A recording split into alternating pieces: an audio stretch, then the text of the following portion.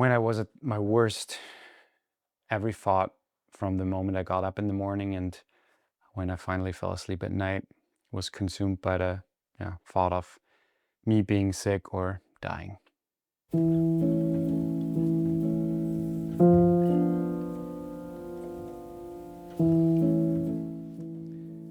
I've made a few videos about anxiety. I think that's the fourth one.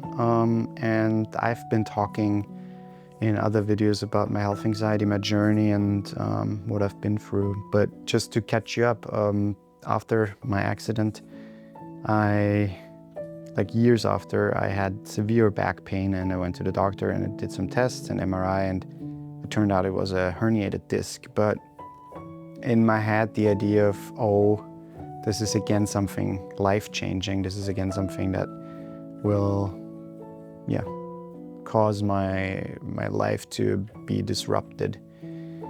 And this idea of me being sick was just accumulating in my head, and I was going down this very dark path of health anxiety.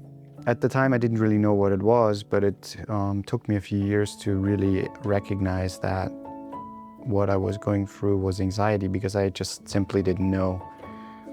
Once I found out about health anxiety and once I was able to label it, I understood that most of my symptoms came from stress, from my PTSD that I got from my accident. And it was psychosomatic, more or less, but it was real, it felt real, and that's basically when the hard work started.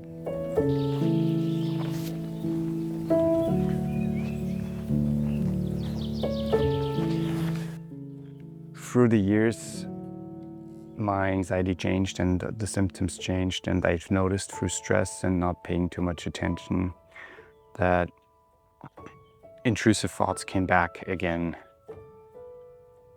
But the thing is, now I know how to, combat them. Now that I'm a dad for 2.5 years, which is bonkers to me, I've had intrusive thoughts, but they kind of changed, and my anxiety kind of changed towards me not being here. Like, that is the main thing. Like, what if I would, be gone for some reason and be not here for my kids, for my family? And I think this might be normal to a degree, but I feel like there's also this fine line of over-obsessing over this thing, and it's hard to actually sometimes not think about it for me, because these are the most important people in my life, and I want them to, be happy and want to be there for every moment. So how is it possible to navigate those feelings and thoughts without going crazy? When I was at my worst, I felt like I didn't have any life anymore. Like, I feel like I was overconsumed by anxiety, and I honestly believed it was over for me. But once I knew how to label my anxiety and how to put everything under this umbrella, I started to read about it, started to,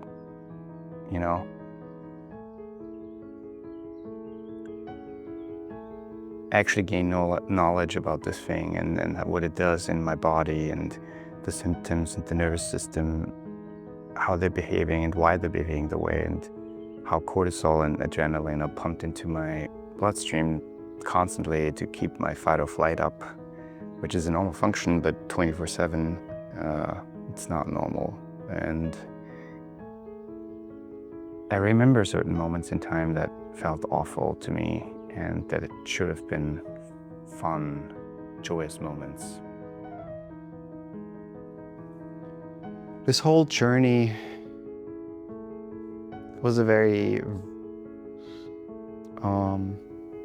hard. It was hard. It's still hard to this day, and I think the biggest plus side of going through that and experiencing anxiety was learning about yourself. You learn about your body, you learn about how to see certain signs that your body gives you and be more aware, be more sensitive to them, and be more empathetic towards yourself even, and then towards others. I've talked about this multiple times before, but reading books on anxiety, cognitive behavior, so CBT, self-help books, and lots of other stuff that helped me, like watching videos like this video essentially, and just seeing that other people were going through the same stuff helped me tremendously to not feel crazy and not feel alone. But the symptoms, I think that was the hardest part, to just simply accept them as anxiety, just anxiety, because they felt so real. Like, it doesn't matter if it was IBS or chest pain or muscle spasm or whatever. Going to the doctor, obviously, and ruling out any serious underlying issues is the key to start recovery or start learning how to adapt to live with anxiety. But going to the doctor more frequently because you feel like, oh, the doctor have missed something, blah, blah, all that stuff is only a short-lived relief and doesn't really do much towards fully healing. Even just counting the bad thoughts helped a lot, plus writing the bad thoughts down and then actually writing the more logical, factual statement down that, I'm not sick, I have been to the doctor, that I've been checked out, like stuff like that would actually help me to reframe my thoughts in my mind. And those tools still help when I feel like I'm overwhelmed by intrusive thoughts or feelings or anxiety. I can still rely on them, and I still get overwhelmed. Like, I still have those nights where I can't fall asleep, where I'm like just thinking about the worst stuff, and it's okay. As long as I have it under control, and as long as I'm aware of it. But yeah, I know I can't fight it, and that's, I think, was one of the biggest learnings. You can't fight anxiety. You have to accept it.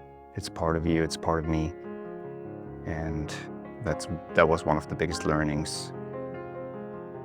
Because anxiety is me, and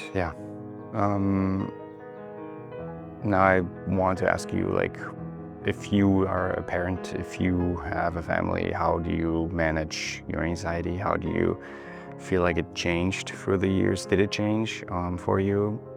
And I would love to know how you're going about your way with having kids maybe, or a partner. And thank you for watching. Thank you for being here. I appreciate you. I appreciate a subscription if you like what I do.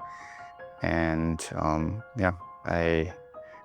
going to make more of those videos if you want me to. And if you want to support me further, there's a link in my description to my Patreon. And that's it.